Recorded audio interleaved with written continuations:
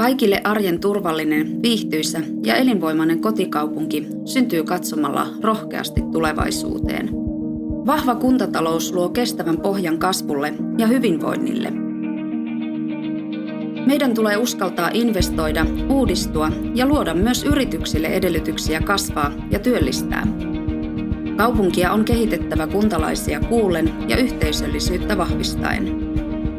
Lasteni ja nuorten hyvinvoinnin tukeminen on yksi tärkeimmistä tehtävistämme, ja meillä on yhteinen vastuu pitää heistä huolta. Siksi aivan jokaiselle on taattava yhtäläiset mahdollisuudet kasvaa, oppia ja harrastaa.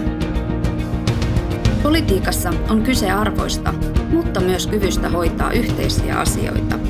Haluan osaltani edistää rakentavaa ja avointa vuoropuhelua, sillä kokemuksesta tiedän, että yhteistyössä on voimaa. Inhimillisyys kuuluu politiikkaan. Tehdään siis päätöksiä järjellä ja sydämellä, koska kaiken voi tehdä reilummin. Hei, olen Riitta Mäkinen ja SDP:n ehdokas kevään kuntavaaleissa.